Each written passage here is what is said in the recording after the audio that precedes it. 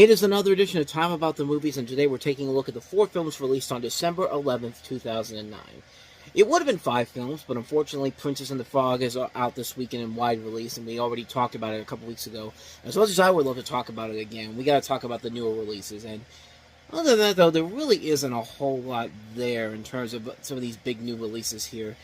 But the biggest, in quotation marks, biggest, is the first one we have here, Clint Eastwood's latest film starring Morgan Freeman and Matt Damon, and that is Invictus.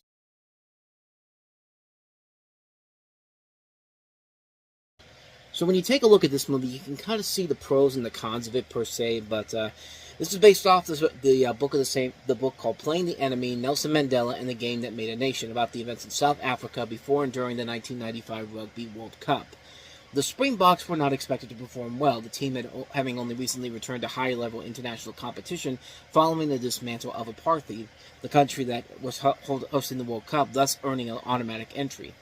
Freeman portrays Nelson Mandela, while Damon plays Francois Pienaar, the captain of the Springboks at the South American Rugby Union team. And again, you can kind of see the pros and the cons in this. Matt Damon is good in the movie. Matt Damon had a pretty good year in 2009 with this and also The Informant. 2 very solid films overall, where he really got a chance to prove how good of an actor he is. I mean, he can be very funny in something like The Informant, and here he plays the role of Francois Pienaar very well here. I was actually really surprised at how good he was in this film. But then you have Morgan Freeman as Nelson Mandela, and truth be told, Morgan Freeman, he's not a bad choice for Nelson Mandela. In fact, when that trailer started, honestly, I thought he looked pretty good. He actually looked radically different than what we're used to seeing from Morgan Freeman. And then he opened his mouth, and then it's just Morgan Freeman again. I mean, it's not really distancing itself from the real Nelson Mandela. Or even like when Idris Elba played Nelson Mandela a couple years later in that Mandela Walk to Freedom movie, where he was really good in that film. Morgan Freeman is okay in here per se, but he really isn't distancing himself from the Morgan Freeman that we're used to hearing and playing the character who looks actually looks very different from what he looks like in real life, like Morgan Freeman does. But yeah, I don't know. I couldn't really get a good sense of Morgan Freeman as Nelson Mandela because he looks the part, but he doesn't sound the part per se. It's like when you see what was the bad Pink Panther movie? Where do you go with that one? Curse of the Pink Panther, where David Niven was in that movie, but they had to replace his voice with Rich Little. I think it was that one, or it was Trail the Pink Panther. Like, yeah, you see the actor there, but the voice doesn't sound right here at all. I mean, here it sounds like that too with Morgan Freeman. It's just like, yeah, the look is there, the voice is not. Like, I didn't really hear much of an accent coming out of Morgan Freeman's mouth in general in this one. I don't know. Like I said, it's not a bad movie per se. It's just kind of their movie where I think the real bright spot of the film is Matt Damon. Matt Damon's the one who's really giving it his all in this film. But other than that, though, it's fine for what it is. Passable. Nothing too crazy. Nothing too amazing. So yeah, there you go. That's Invictus. So let's go ahead and move on to our next movie, which is Colin Firth and Julianne Moore in A Single Man.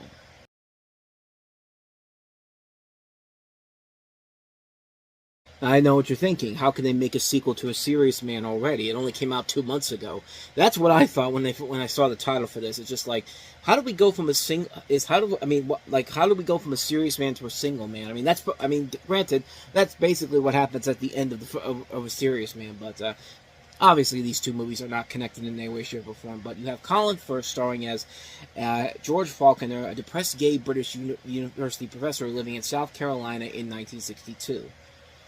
And, it is what it is. It's your typical awards movie. Like, it's a film that is going for the big awards contenders. And this thing did get several Oscars in particular.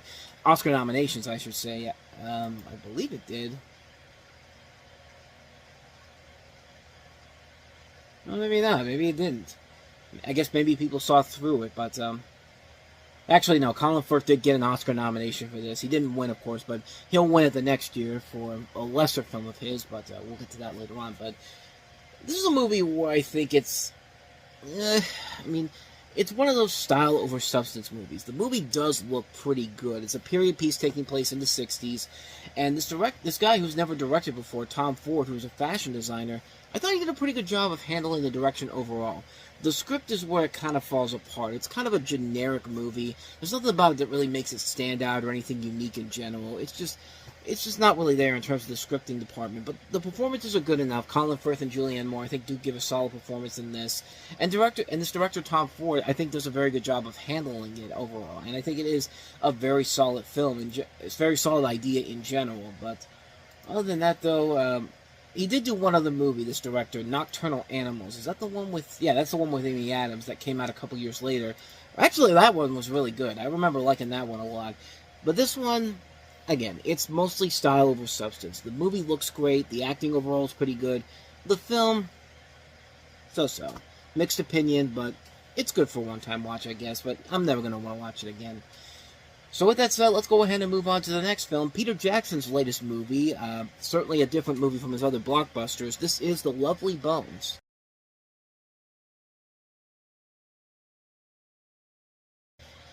Yeah, this was a really, really weird movie indeed. A movie that looks pretty good, and it has those impressive-looking the impressive-looking imagery overall. And it is cool to see Peter Jackson distance himself from his normal movies in general, but the fact of the matter is the movie really loses it in the scripting and also the huge tonal shifts that take place all over the film. You have a story about a girl played by Saoirse Ronan who was murdered and watches over her family from heaven. She's torn between seeking vengeance on her killer, played by Stanley Tucci, and allowing her family to heal. Her family, played by Mark Wahlberg, Rachel Weisz, Susan Sarandon, Michael Imperioli are in here as well. And again, it's cool to see a different Peter Jackson movie where it's not a big blockbuster or a big special effects extravaganza, even though there is a lot of visual effects, as you see in that trailer there, which do look pretty cool. But again, it's the tonal shifts that really kind of ruin the ebb and flow of the movie. This is based off of a book by Alice Sebold, and a pretty popular book overall, but it's a movie where I don't hate it per se. There are a lot of things I really like about it. I thought the acting overall was really good. Saoirse Ronan, and especially Stanley Tucci, really deliver here. Stanley Tucci's great in this movie. He got a nomination for Best Supporting Actor, and you can see why after you watch it. The visuals overall are really good, and it's cool to see Peter Jackson do something outside of his norm. But it's the script overall and just the tonal shifts, from this happy-go-lucky film to, like, these dark... There's a way to do that, and you gotta balance it out perfectly, and it's really hard to do that. And I thought maybe Peter Jackson could do it, but not in this film in particular. I mean, he is one of the screenwriters on here, but overall, yeah, it's a movie that has a lot of flaws to it. It looks great. A lot of the acting is really good in here, but just the tonal shifts from, the visual fantasy to, like, grisly, dark horror elements, like, not even the kind that Peter Jackson's used to, like going dark just so quickly, and it doesn't mesh well together here, unfortunately. So, again, mixed opinion, leaning more towards a little bit of a positive, a little bit toward of a negative, but mixed review overall, So with all that said, let's go ahead and move on to our last movie here, the latest film from Broken Lizard, and that is The Slammin' Salmon.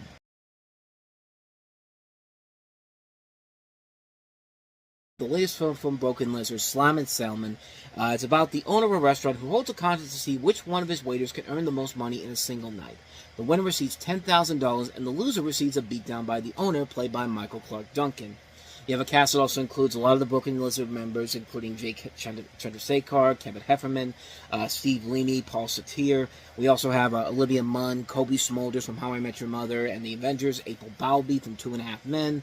This is actually the first time Kevin Hefferman's actually directed a movie before, and coming off of Beer Fest, which was not a great movie overall, this one's definitely not as strong as some of this team's other work. Super Troopers, I think, right now is kind of their benchmark overall. They haven't really been the same since that movie in general. Like, every movie they put out, you expect it to be something really good, and it just isn't there, man. Even something like Super Troopers 2, which I actually did like.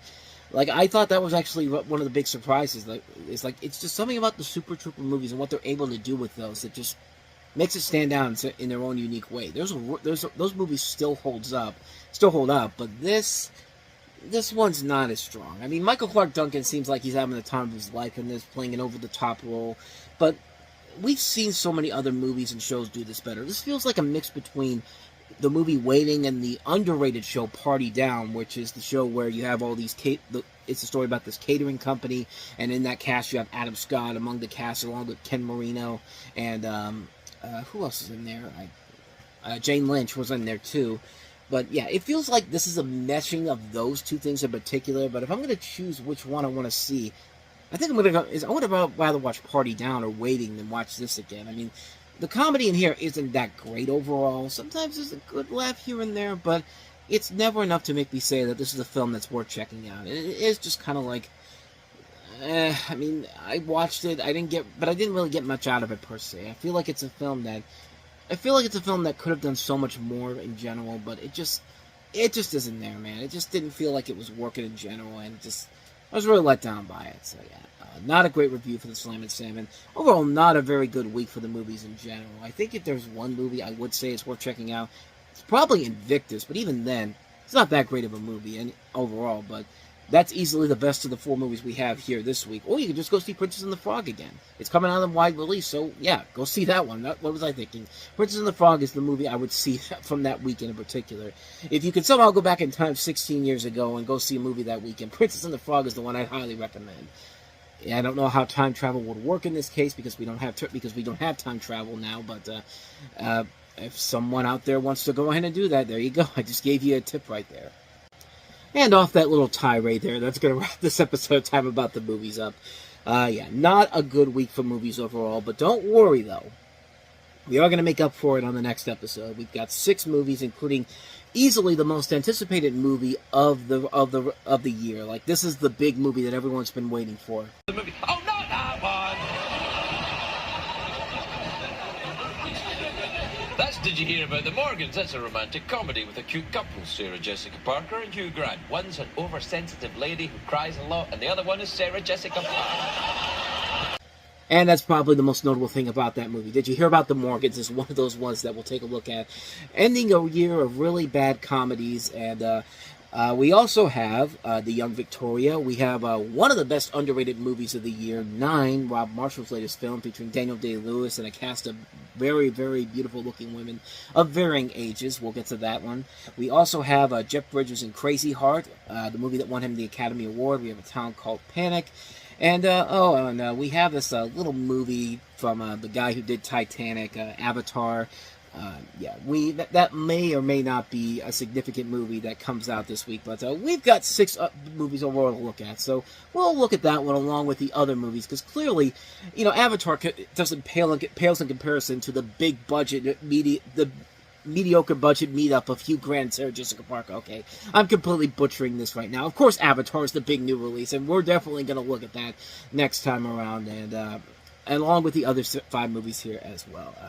I'm wasting a lot of your time right now, so let me go ahead and get out of here. Thank you so much for watching this.